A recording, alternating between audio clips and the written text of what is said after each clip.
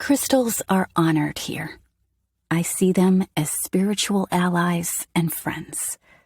They are not to be used and tossed. They are living beings.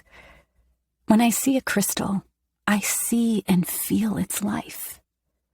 Some people describe this experience as a buzzing or another sensation. In this chapter, you will gain an understanding of how a crystal is truly alive and how to become a caretaker to crystals. We cannot own a crystal because crystals are part of Mother Earth, and we belong to the Earth, not the other way around. We are guardians and stewards of this earth, including crystals. My childhood was spent exploring in the Mojave Desert. Rocks and stones weren't covered by grass or shaded by trees. They were everywhere and easy to collect and play with.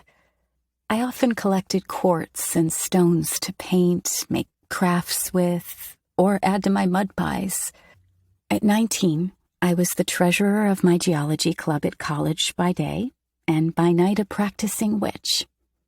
At the time, we had the cutest little crystal shop open in town, and I took my first course on crystals there. I received a stapled book by Dolphin titled Crystal Wisdom Volume 6, still a great resource if you can find it, and pieces of tumbled clear quartz, aventurine, obsidian, rose quartz, carnelian, and hematite. Since this beginning, I've expanded my path to include using crystals in my Reiki healings, working with crystal skulls, and collecting out-of-print books on crystals. In this book, I will impart my knowledge, but it's my hope that you will gain wisdom from your own connection and discoveries working with crystals. The best way to begin this journey of gaining wisdom, not just knowledge, is by opening to your intuition. Growth occurs when we let our knowledge meet our intuition, and this creates wisdom. My ability to be open to this wisdom is what led me to be here sharing spirit crystals with you. Going into my Akashic records is something I began after an impromptu past life reading at a gem and mineral show in the Mojave Desert.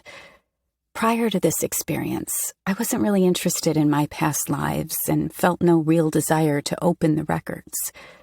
Every person has their own set of records in the Akasha, or ether. These records are the recordings of all your past lives as well as your future. We will dive deeper into how to open these records in Chapter 7. This surprise reading, as well as many different people asking me about the records and assuming I knew what they were, led me to begin to enter the records to listen and receive information for myself and others. On February 24th, 2022, I opened my Akashic records and received this message. You are on a mission to share about crystals. They will all be in the quartz family. Soul crystals and spirit crystals only exist in the quartz family. The quartz is everlasting. It is ancient. It is not of this world. And that is the way someone can connect. They can connect soul to soul with the crystals. The spirit crystals. Spirit crystals are all in the quartz family.